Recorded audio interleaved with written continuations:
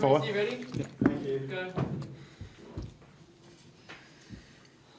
Michael, was it encouraging effort or was it frustrating to be able to be close enough to strike and not have the poise to take advantage of your position in the last quarter? Well, I said to the group afterwards, you can't have those moments without putting yourself there first. So that was our focus coming in, was making sure that, you know, our work rate from the start of the game was high. I thought we did that. You know, for the most part, the general flow of the game I thought was going pretty well for us.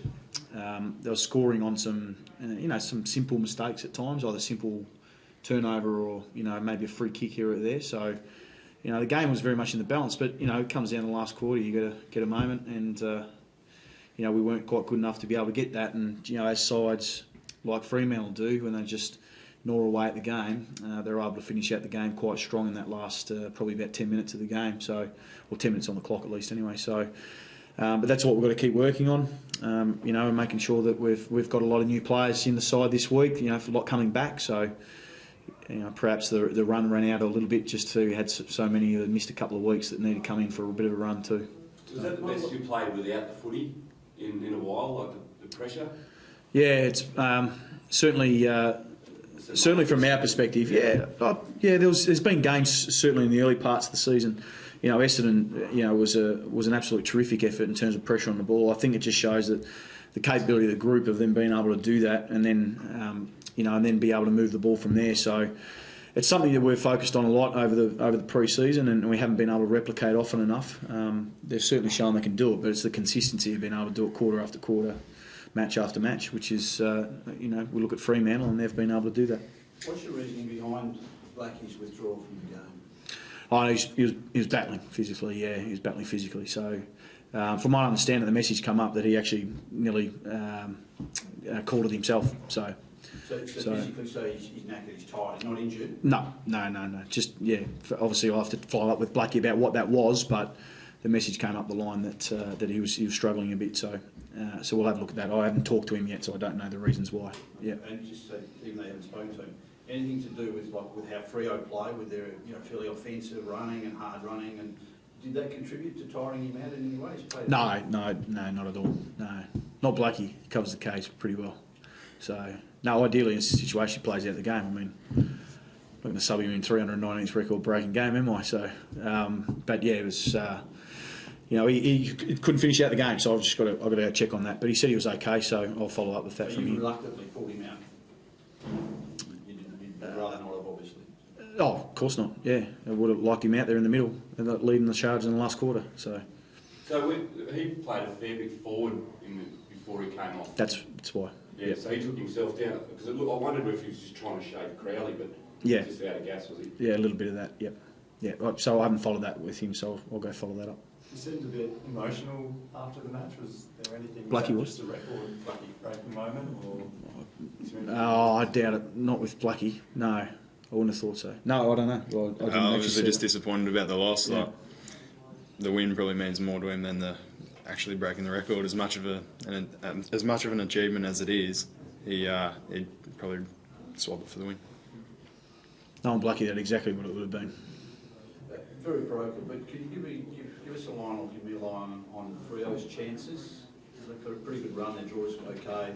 They're good team.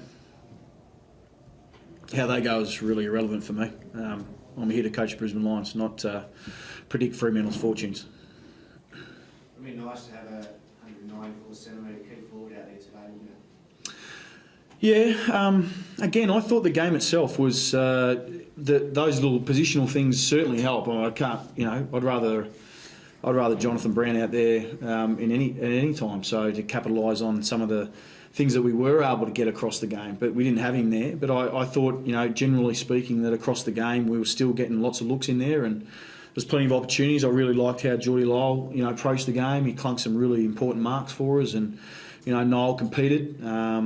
So you know, we had some things in there that we scored 46 points, so it's not like it's we're able to restrict I guess Fremantle too at the same time. So the scoreboard was quite even, but you know, we've got to be probably hovering around that 80-point mark. We knew that today if we were going to, you know, be in it at the end. and I don't know what they scored late. I think it's about 89, so it was thereabouts. We just weren't able to hit the scoreboard often enough, and then obviously the pressure builds from there. So as I said, I still come down to that last quarter, and a couple of moments here or there, and we just didn't capitalise on it, and then Fremantle got their run from there. Was there a lack of an extra runner? Was again Blackie's absence, did that hurt you with the way Fremantle finished strong, the last 4 goals and so on?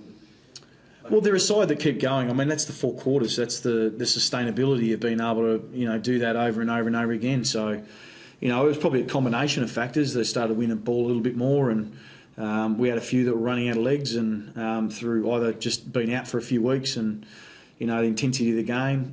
There's probably a whole lot of range of reasons. Certainly one of those reasons is Fremantle's a pretty good footy side.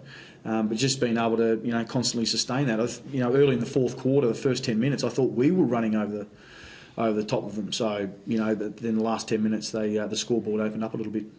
That seemed to be a pattern in a few quarters, Michael, where your guys were running over the ground, getting over the ground as well, if not better than them early, but they seemed to get you late in quarters. Yeah, well, that's the stain.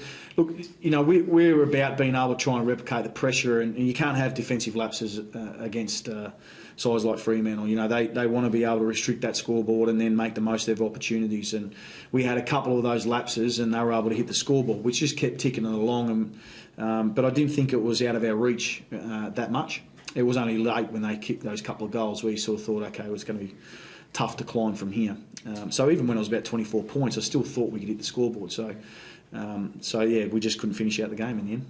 How do you assess Daniel Richards' return? Very good. Yeah, very good. Yeah, had a good impact, and the guys that come back and do that. Mitch was the same, a little bit like they've gone away, and he's had a lengthy time, more time than Mitch, and to be able to come back and have an immediate impact on the game is a credit to his preparation and detail, and he probably could have been a couple more weeks, but just the effort he's put in to try and get his body right, was really impressive. So to have him out there, he's an important part of our midfield cog. We played him, across half back. That was more just to, I guess, introduce him back into the game, and then as the weeks go, we'll obviously put him back into the midfield where he belongs. Michael, what do you try and achieve out of the rest of the season now?